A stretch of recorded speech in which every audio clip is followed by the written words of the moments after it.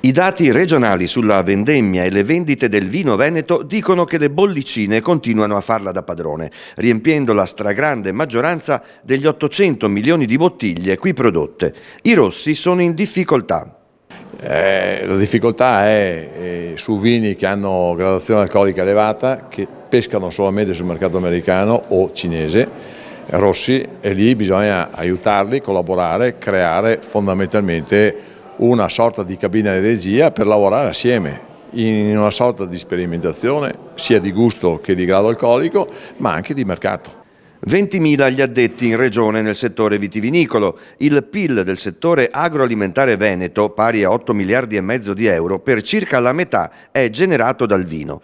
Veneto Agricoltura è l'agenzia della regione per il settore primario. Si stanno analizzando i dati della vendemmia 25, almeno 3/4 dei dati. Che cosa dicono questi dati, direttore Caner, e cosa farà Veneto Agricoltura per essere vicina ai vitivinicoltori del Veneto, che sono una potenza, insomma, possiamo dirlo in estrema sintesi? I dati tutto sommato sono dei dati positivi in termini di produzione e in termini di qualità, quindi di quantità e di qualità. Anche l'export, i dati ci dicono che nei primi 3 trimestri 2025, manca l'ultimo, siamo cresciuti, di poco ma siamo cresciuti. Un po' di apprensione l'abbiamo sull'ultimo trimestre perché insomma entrano in vigore gli effetti dei dazi americani. È anche vero che siamo alla vigilia della firma sul Mercosur, che invece per il vitivinicolo sarà molto positivo perché apre un mercato molto importante.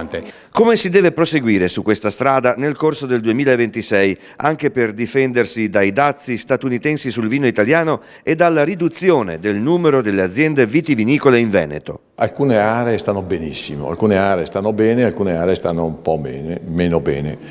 L'area del Prosecco è un'area potentissima, somma 800 milioni di bottiglie, consorzi fortissimi, grande divulgazione tecnica, grande capacità anche di collegarsi ai bisogni delle aziende, studio continuo anche nella diversificazione del prodotto, alcol sì, alcol no, ci si mette in discussione.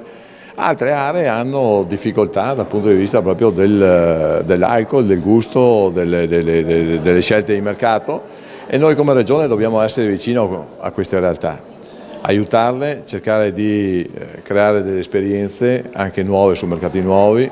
Ad esempio il Mercosur è un mercato potenzialmente importante, con il pacchetto vino UE noi daremo la possibilità anche di avere questa penetrazione assistita e daremo anche la capacità alle singole aziende di sperimentare determinate soluzioni di mercato.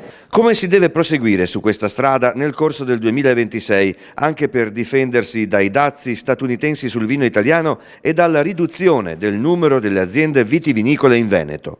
Gli agricoltori si devono aspettare una Veneto Agricoltura, un ente vicino a loro che vuole investire soprattutto sul tema della sostenibilità e quindi far sì che tante fitopatie che abbiamo sul territorio vengano affrontate in maniera operativa, quindi ricerca, innovazione, ma soprattutto trasferimento di queste conoscenze, e far sì che il mondo agricolo e i cittadini in generale sappiano cosa fa Veneto Agricoltura, perché è un ente molto importante che ha tantissimi progetti di ricerca e innovazione, ma purtroppo, ahimè, secondo me è ancora non molto conosciuta.